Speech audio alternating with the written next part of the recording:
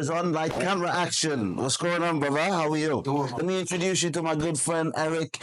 I've known him for over a couple of years. We've worked in the same place before. Since then, he's progressed in his life. He's opened plenty of businesses. If you're going to listen to anyone who's got so many different businesses and so many different industries, it would be this guy himself. Tell us a little bit about yourself. Where are you from? Well, brother, thank you so much for the invitation today. Thank you for accepting, man. And I'm coming from Dominican Republic. Okay. My name is Heriberto de la Cruz Diaz. Yeah. It's really funny because my brother's name is Pedro from the Bible. Yeah. His name is Hennessy. Yeah. I mean, it's Heriberto de la Cruz Diaz. So my name is like a narcos, isn't it? What they got. Like the narcos going on. Yeah, I know what you're saying. Yeah, that's sick. The holy name. So you was born in Dominican Republic, right?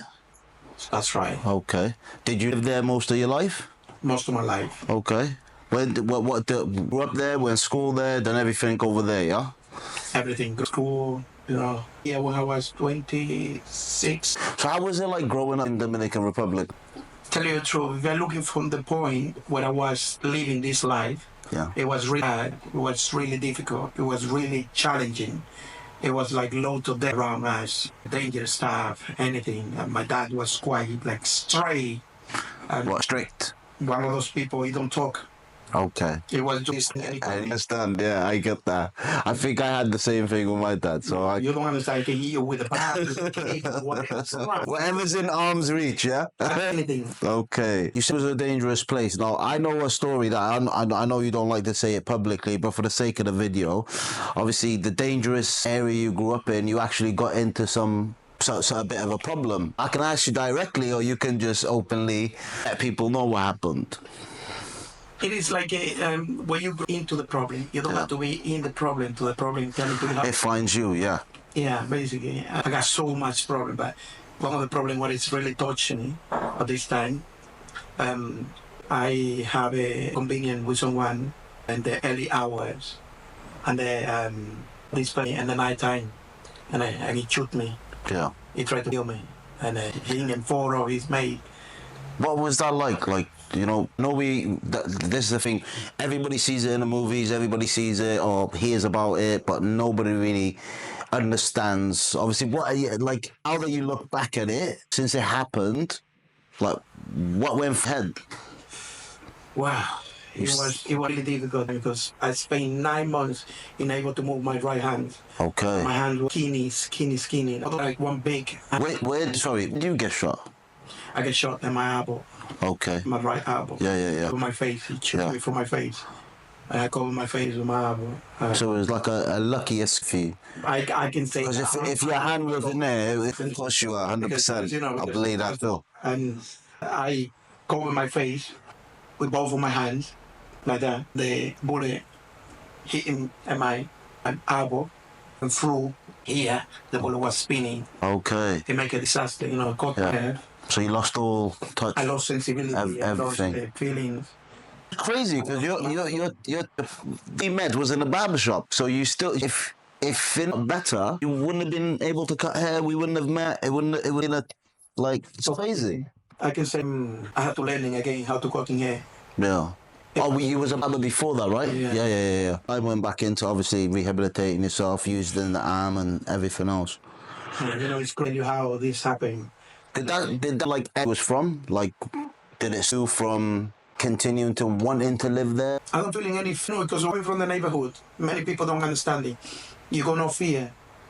Yeah. You come back to fear on gasoline. You go in your life. Yeah. You may want to kill me. If I pass by there, I will pass him. Yeah. Checking, this is stupid stuff. Yeah. Right? So, it was like no fear like I had to leave or something. No. Still living there when this happened. Okay. And remember I was in the hospital. Growing up there is obviously different from the UK, right? So like... Trust me, Hussein, growing up here is the best. People don't understanding, we shit about this country. People say, oh, the shit country, the shit this. Yeah. I always say, look, 100%. don't talk for everyone, this is amazing what happened in this country. This is the safe country I ever see. It's a land of opportunity, most would say. Or upbringing where you was from, I'm guessing it was poverty, like Dominican Republic and some of the places in Brazil, like there's a lot of poverty there, I'm guessing. I can say to you, like Dominican people, We really nice people, but we don't got lots of love for other people. Like, shady on your face. Someone actually live has asked a question. Sorry to cut you up, but I'm just gonna get him to read it out. What was the question, mate? How was your journey from Dominican Republic to UK, the transition for you? Transition. I was in a nightclub. Okay. It's part of the environment. So coming over here and going straight into the nightclub scene, did you find any familiarity? No, I was working there in the nightclub. Oh, in Dominican. Yeah. Yeah. Okay. So coming here. Yeah. They with my wife. Yeah. She, we fall in love, put it this way. Okay. And she offered me here. And I don't want it. I say, okay, if it happen. I didn't move here to get a job or anything like. You moved here with your wife. Family, yeah. Yeah. So you moved here with your wife and then figured out how to go about it. The second day. And obviously, like for the viewers who don't, I know you personally. I know everything. You have a wife here. You have kids here. Yeah, how many kids you got? I got 6 kids. 6 kids. He's a busy man. He don't. So let's just say that. When you what was the job you got here? The first job I got here, it was in the restaurant as a waiter. Then I got the second job as the cleaner in the gym. Okay. From the first day, I went to a barbershop, but it was snowing. It was 2013. Okay. If anyone of you guys remember, it was savage. It was snowing for 4 months. I think they used to be a bit deep. It was savage. I never see something like. I coming from 35 degrees, minimum 25. Oh, -4, -5, -6, -15. It's crazy. I was like, what's going on here? 100%. Hey, everything was closed. Yeah. It was the economy. It was a steam of 2013. And then, I was barbershop. And they want to say to me, mate, no one got a haircut, brother. Look at this, brother. Everyone got a haircut. Big. Yeah, everyone's going their hair. Yeah. No one got a haircut. It's really quiet now. Maybe coming back, in 3 months. And you worked in a restaurant. How long for? For 2 months, I think so. 2 months. Saying that because now he does own a restaurant, so it's crazy. It's a bit, anyway, you leveled the barbershop we worked in together was for a while, and from that time I'm guessing you saved up a lot of money. After that you ended up opening your own business.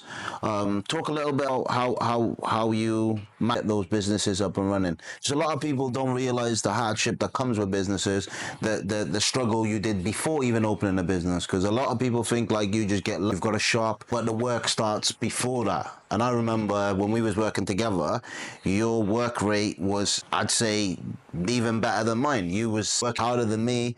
The work rate was the same. No, but it was. No, we are better friends. A lot of people think, obviously, because you got a barber shop and I've got a barber shop, and it's in the same area, that we should be competitors or some sort of like atmosphere should be, or whatever it is. But I feel like just for the general public, but I've come to Eric and told him a couple of things, like when I was getting the Moroccan oil, he gave me advice. It might have sounded negative at the time, but I took it on board. He said, you're in a student area, no one's going to spend a lot of money. In business, you got to take things, you got to learn yourself. But I'm happy with the product, of course, as much as I can, but he understood the market and the area we was in. And sometimes instead of me being like, oh, he's negative or he's this and that, kind of took it on and thought, I won't spend any more. Let me spend a bit more money on gadgets or other little bits that could help my shop. But enough of me. This interview is about him. So I'm going to get back into asking you and just explain to us, because some people are out there right now, they're thinking of opening a business.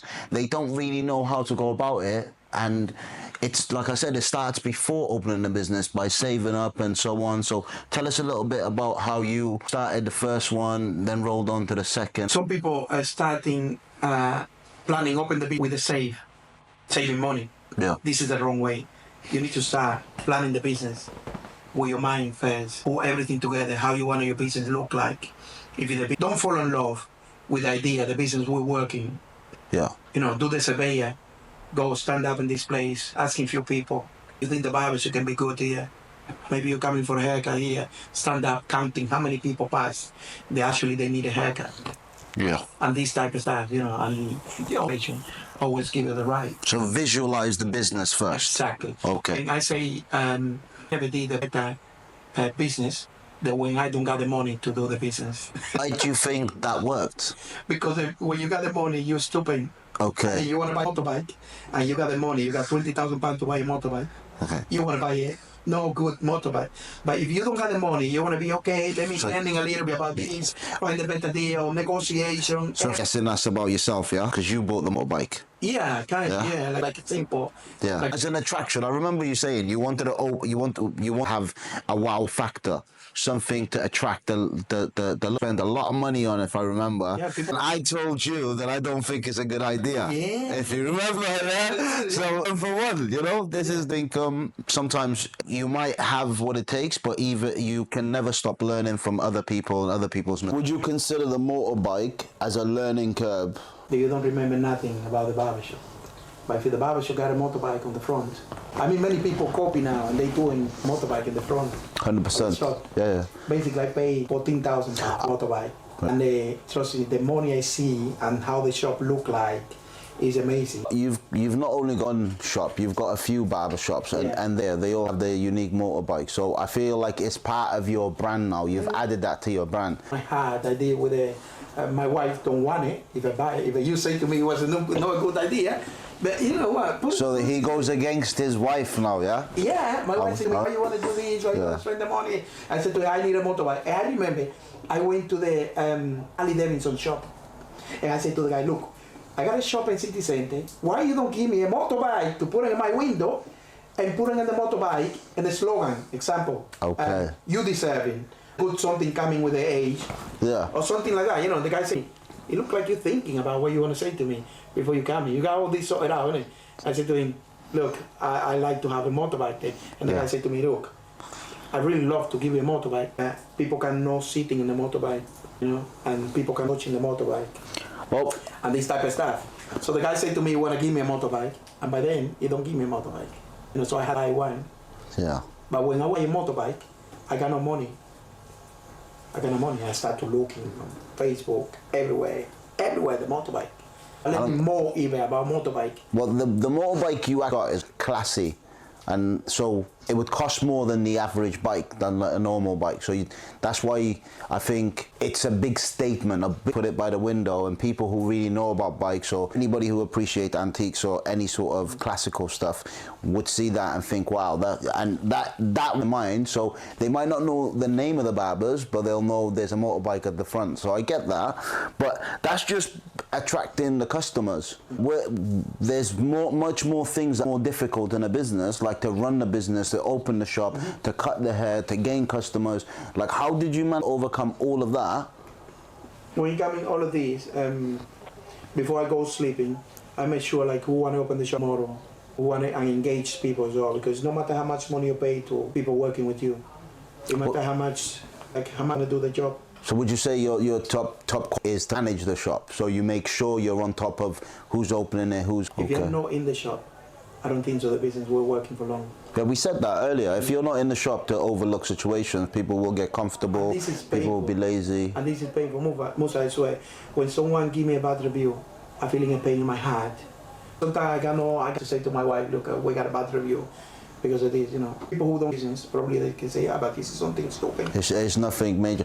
The problem with that, I think, customer service, I think it's even more to get a bad review. That means that not only was it a bad haircut, let's say someone complained and said the haircut was bad, but that's not the issue. The issue is he wouldn't have felt the need to go online and put it there had your workers treated him better.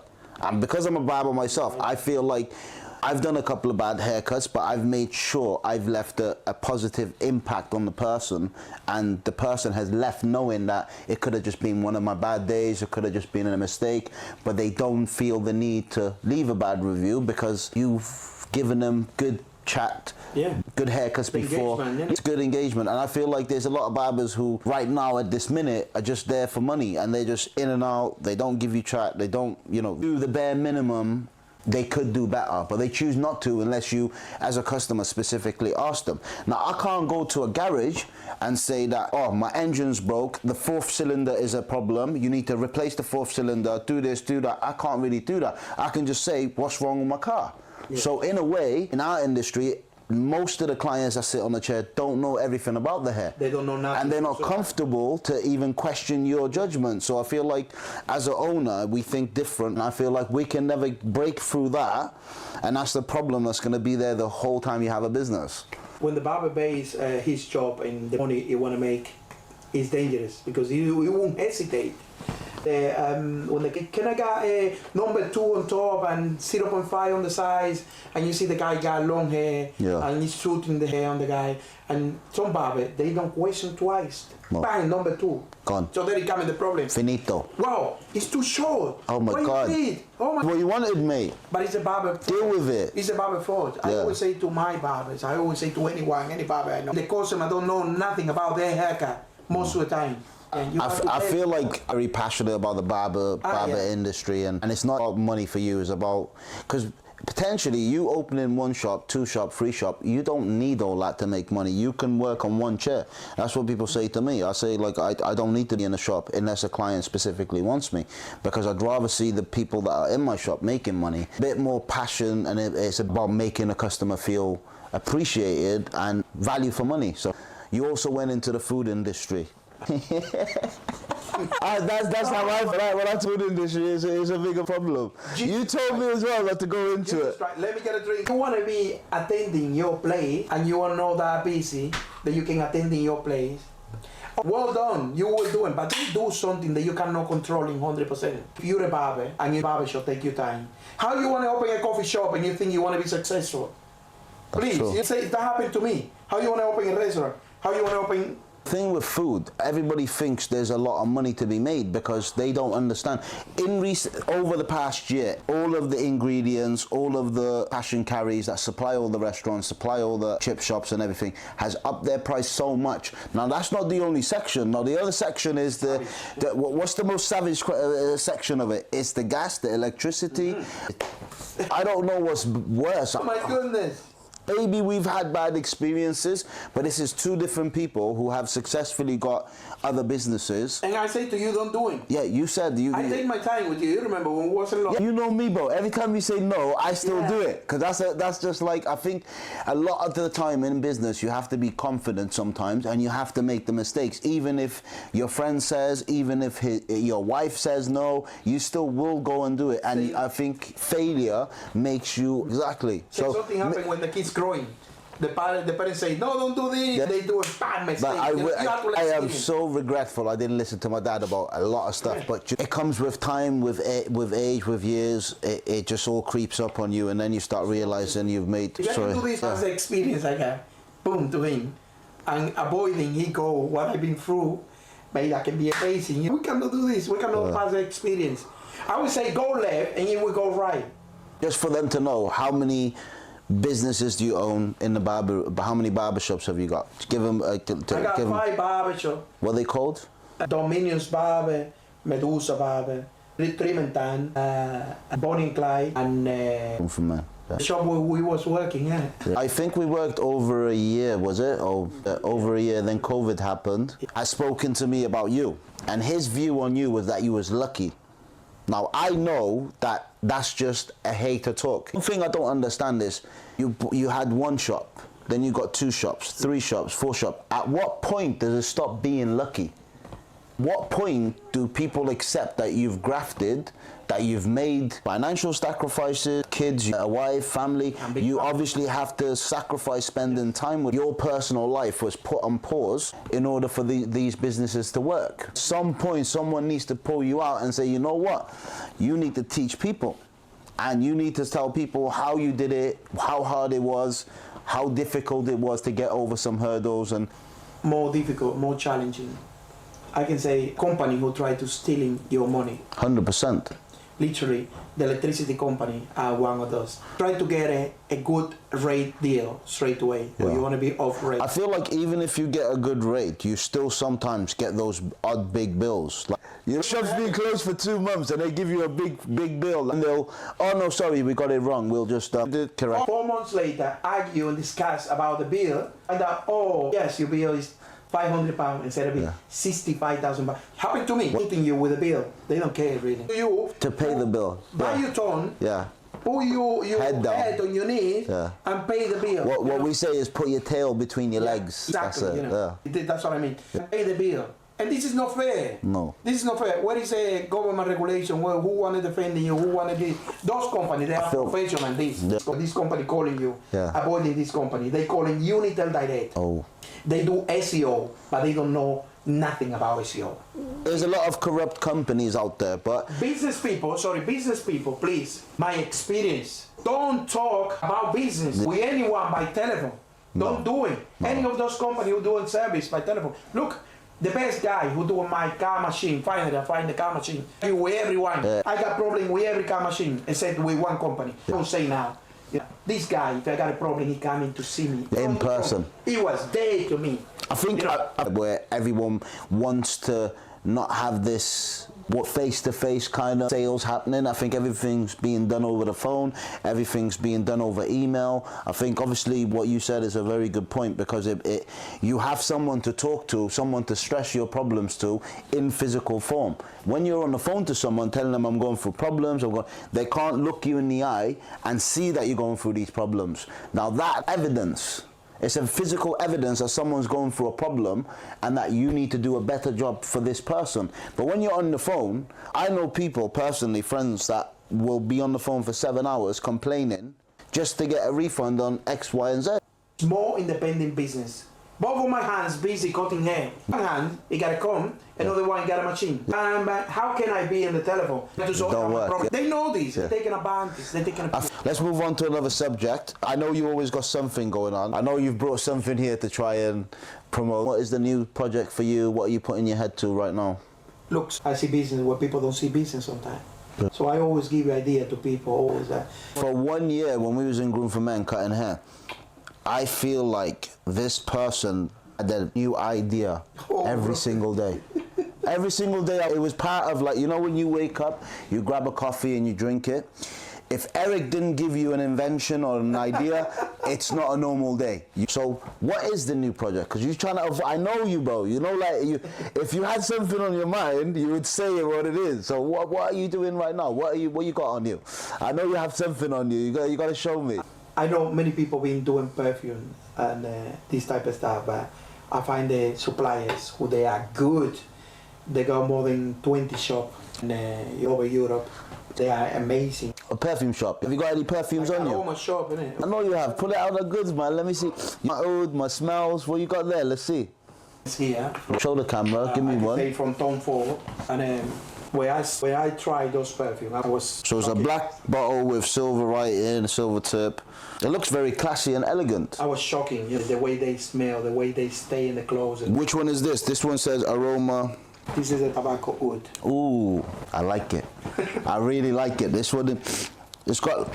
I don't really like tobacco. I've never liked vanilla tobacco, but I felt like it was a bit too leathery. Yeah. But this one is not. It's actually quite sweet. The combination of this. I mean, the retail price of the perfume of this one, it is 300 plus 400 ml. Yeah, of course. Yeah. These are similar to the high-end perfumes, right? Inside, it says really, really same. Okay. I can say same. Yeah. Look, I like my perfume. Are you going to be selling these in your barbershop, so when people come for haircuts, they can buy it? To bring it to the barbershop. Oh, that's why I'm doing a barber podcast type of theme, because I feel like when you're in a barber chair, you're very open and you're relaxed and you can get a better discount. Eric, I feel like you would stitch me up. I feel like if I bought a holiday from you, I would get arrested in the airport.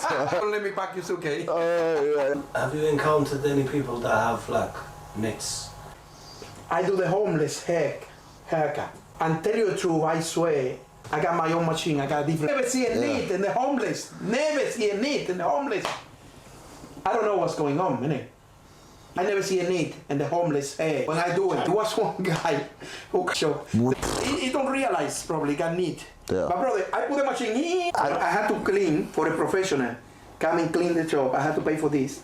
And it cost me £350 to come in, close the shop and put the machine on and everything. You did the homeless people's haircut. You was on Wales Online. Yeah. Why did you do that? I still doing. Musa, even me, I can get a haircut when I want it. I'm feeling happy when I get a haircut. I'm feeling nice. I'm feeling cool. You know, so give me these type of feelings to those guys. It's really good. And don't think someone want to go and learning with those people. They are really fussy. First time I went to do their haircut, they was like, nah, You know they say- you can do a haircut now. I want to see things in my chair. No, I want to come in for a haircut. I think beggars can't be choosers don't exist in the barber world. Bravo. No one will let you touch their hair unless they know No. 100%. Look, everyone was saying, no, you won't do my hair. Come on, guys, I'm doing haircut. I don't insist that much. Someone question me, are you the good barber? I think what you did was a good thing. I personally think that shows a lot about your character. Whenever you're in business or whenever you own a business, everybody has something to say about you. And most of them don't know you. And you sack someone, they turn around, they say, oh, I don't work for so-and-so, he's a bit greedy, he's a bit that. But then you saying I'm not greedy, it's not really a response to that. It's more like what you're doing shows what you are.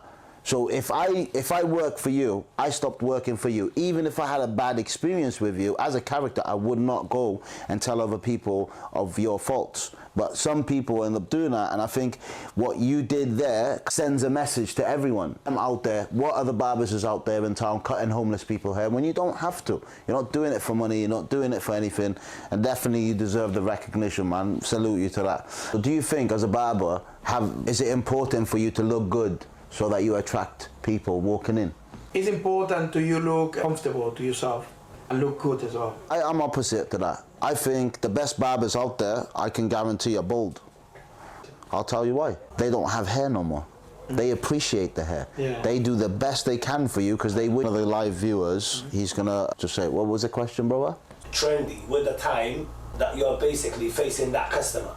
You have to fit with the time, basically. This is an interesting question, and I don't think so. You have to be slave or the fashion or something.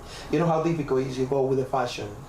You have to be comfortable with yourself, I believe. Like, Right there, right? your trust. We take a big hit on business. Many months we cannot go and say to our wife, yeah, the business don't doing good. I don't doing this. I got problem with this person. I got problem with this guy, because maybe the way they want to take it. But involve your wife. Involve them in all of that business, in all of it, or some sections, or? I know, because the reason why companies doing good, multinational company and franchise, they got someone who do marketing, someone who do this, or someone who answer the telephone, someone everything. They got a whole team. Wait, they're paid for a job. Now, when you involve your wife, would that Your make... wife, my business, my wife business. Yeah, I understand, but say you involve your wife... It's hard what I say. And she loves you, but you're being stupid, but she don't want to tell you you're being stupid. That's something. That's not going to work. It has to be a communication that your wife can say in your face, you being stupid, without you take it personal.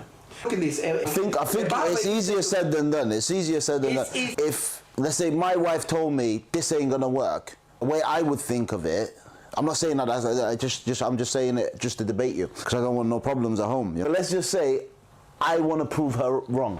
Like, it becomes a bit like competition when it's supposed to be you're both on the same team, right? That's why I think you can get them involved, take on their opinions, but initially, if it's a mistake, let's say your wife gave you advice. That advice was wrong. Now you have someone you can put the blame on. So instead of blaming yourself, you end up pointing the fingers at her, right? Because you say, you tell me this, you made me do this, you made me do that. And I think that's okay with employees and people you keep around you. I don't think it's okay with your wife. Because you can sack your employee, get another one to replace them, and then move on. I don't think it's that simple with the wife and be like, divorce you, like that would go down the wrong route. It's hard that you get a, sorry for the word, you get a bag of shit to your house, and spread it everywhere. You say to your wife, could you help me to open this? Put it everywhere in the room, so basically tell your wife what you go through, innit? 100%. Yeah. My wife was all the time, oh, you coming late to the house, you don't got time for us, you got this, for 2 years. And he say, oh, my dream is to open a tanning bed, tanning salon. I find a nice place to open a tanning salon. You didn't tell us this earlier, but I know you got 54 businesses, at least, minimum. I don't have the conviction, the business we're working. But I wanted to go through what I've been through. Yeah. So a dream, you put a dream forward. Yeah, no, but... So I said to him, oh, let's go to it. Come on, let's go to your tanning salon. Say to me first time, I don't like this place. I said, look, City center is the right place. We can make it. Let's go do it. I want to get Like, if it's gonna work, it's gonna work I want to here. get a good rental, a nice 4 months free or 6 months free. I know myself. Let's go do it. Come on, let's go do it. Literally, I pull her in the right way, which he was okay. Let's go do it, and then we start to do the tanning salon. Many problems go through. You know what? She never say that to me again. Why you come No home late? one time. So, You know what I go through, innit? Yeah. 1 o'clock and 2, 3 clients coming. It's Aye. for the goodness of the business. You know what I mean? 100%, You're yeah. doing so good. I believe relation is much better now because you know how hard it is when you try to working, when you try to build something together with your wife in everything, and then at some point you see like wife don't appreciating what you try to do and try to blame you of this stuff. Man, it was frustrating. Like at this point, I know what you go through. yeah, I feel like they have got an excuse because imagine they just, if she had a normal job and she was working and she would finish at 5, 6 o'clock, then she would go home. You're not home. In her head, over a certain period of time, she's gonna start thinking some crazy stuff. Then she's gonna wonder, I finish work at 5, I come home, I've done the housework, or I've done this and I've done that, and you're still not home. But when she runs her own business, now she gets the feel of why you're... Like she bring her own bag of shit to the house. To the house. I bring my own bag of shit. It becomes a house full of shit. Yes. Full of shit. If your wife is corporate and she works in a corporate world, she's not going to understand you if you have your own private business. And could that cause a problem in your household? Big problem. And the question is directed to both people. So obviously we both got a wife. No, I think my wife is very understanding. I think the wife knows I'm doing everything. Because sometimes I'm like, I'm going to come home at 6. And then I'm like, oh, I've just had some extra people. And she's like, no, stay. Like, do it. I think you can, if you share some of the load, like you said, I think it's good. But I was only debating you, not on the fact that I'm not telling my wife stuff. I think a lot of people don't know whether to involve their partners or keep them as partners. And I think maybe it depends on what you're doing. So if you're a drug dealer, mate, I don't think you should be telling your wife anything. No, Like, I think so. This is the best way to tell your wife. You know, What? If you're a drug dealer? She want to be great. You better than another one. Officer, he's got drugs right under the bed, next to the fucking shelf. Make sure you bring a sniffer dog. The motherfucker got more drugs than In you. the history, all those narcos, they get down. Brother, we watch and we learn. Yes. I think it's only fair to share some of the business with your wife. As long as it's legit, it's legal. I believe you're right when you say this. My wife in business, everything belong to her, everything belong to me. We're a teamwork. What you say? We're a team working. Teamwork makes the dream work. I say thanks to him because he introduced me to this something like he got amount of vitamin for your body and for your brain and everything. I feel much better and more wake up and I can bit sleep sharper. better, more sharp, like I can organize in my mind. Because my mind is like a computer sometimes. Too much. Oh God. And I can imagine with all the businesses, all the staff, yeah. all the 6. 6! I said to him, yo, bring me a kilo of chilagen, innit? Yeah. And we was talking about a kilo. Just before you go, some people might not know what it is. We're not talking about drugs. We're talking about something legal. It's basically a black substance that comes from the Himalayan mountains, from the rocks. It's minerals. I think there's about 102 minerals in there. It's for those who lack a bit of testosterone. Take it how it is. It comes in tablet forms. It comes in its actual original form. Taste is quite shit, wouldn't you say? I don't like the taste, but what I try to do to take the taste away is put it in with hot water, maybe some coffee, a little bit of milk. It's meant to make you a little bit sharper, a little bit more energetic. It's for those who get to a certain point of their age and they lack in a lot of energy and Nice something, and I'm really good. So He helped me a lot. you're saying you phoned your friend and asked for a kilo. Normal people would ask for just a small amount, but not this person here, no. I phoned my friend, I asked him for a kilo. Of course you did. was disgusting, 1 kilo. I can imagine what they're doing there. I can imagine. Have you seen the film Scarface? Yeah. I can see the desk where Scarface normally sits and there's a pile of cocaine. Yeah. I can see you there, but just like with the shit. Shilajin.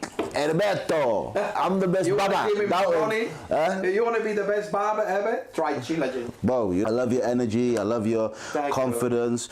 You should be. I believe in God. Tell them, don't tell me. Look, my success, I don't believe I'm a successful person. No.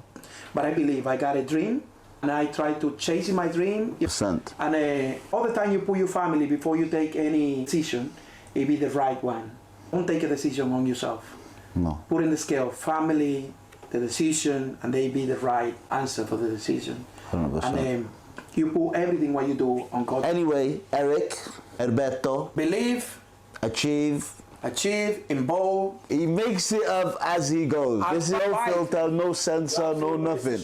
Yeah, exactly. Thank you very much for coming. Embrace the struggle. Come on. Love, Thank you to you, respect. for having me here. No problem, Thank you man. guys, lovely. Adios, amigos. Adios, hasta luego. I don't like the tattoo, but I got a tattoo shop, so I try on me. Hey.